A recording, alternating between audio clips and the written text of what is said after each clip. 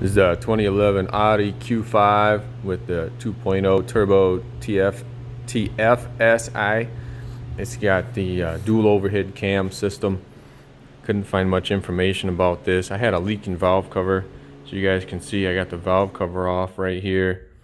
It's kind of a booger. It's kind of hard to get off. It's a pain in the neck. It's a lot of bolts. It holds the cams in place, so you got your roller rockers pushing up on the cams when you take the valve cover off. You have quite a bit of issues there. Definitely not something for a beginner to attempt. You have to, so you're supposed to take the fuel pump off. This is a high pressure fuel pump. You're supposed to take that off. There's a spring in here that pushes on a roller down in here, and it rides on the cam, and I guess that's what drives the high pressure fuel pump right here. And that hangs up on the back of the valve cover right here. And so you're supposed to take that off. What I was able to do is loosen the screws about 80% of the way and thread them in, about a couple threads. Slide this back just enough to clear this lip here on the valve cover. And I thought it was just this lip hanging up. It turns out that this upper lip here, this like radius lip right here, actually hangs up on that gasket. It's got that metal gasket. See that metal gasket right there? It was hanging up on that gasket. So it's doable without removing this fuel pump. Because to remove the fuel pump, you have to take this fuel line out. They're saying they recommend removing the whole air intake in order to get, I guess, these fuel lines out. In order to unhook that from the bottom of the fuel pump, slide the fuel pump out, and then slide this housing back. And like I was saying, I was able to do that without actually sliding it all the way back, just enough so that that cam is still riding on that roller down there, whatever you call it. It's still riding on that square piece on the back of the cam. So I'll be able to just push that back forward.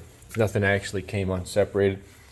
I know it doesn't look like the timing chain's gonna move, but I still marked them just in case, because if I bump this the wrong way, one of these roller rockers could potentially rotate that cam, and I don't want to lose time. That's a major issue.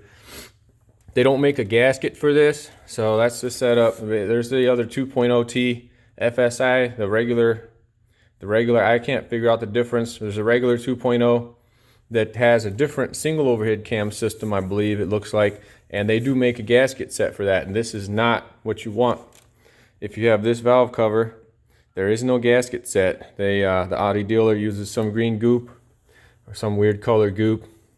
I'm gonna put this back together with some Permatex and then just see if that, hopefully that'll, some thin Permatex, and hopefully that'll work just as well as their weird green goop. So anyway, this is, I'm making this video because I wasn't able to find any information about that. And like I say, you can see what I did here. I had to take this first one out to get to this bolt, or this bolt. And then the rest of these, I don't even know what they call these, cam phasers or something. I didn't have to remove those. I left those in. A lot of other stuff had to come out though. The PCV system here, that all had to come out to access these bolts underneath. Let's see, there's numerous wires and connectors that obviously were in the way. And most of those I could just fold back out of the way. I didn't have to unplug everything and undo the whole entire harness. So hopefully this goes back together, and just hopefully this helps somebody that may be in the same area that I was in a day ago, trying to get this off without being able to find any information. Good luck.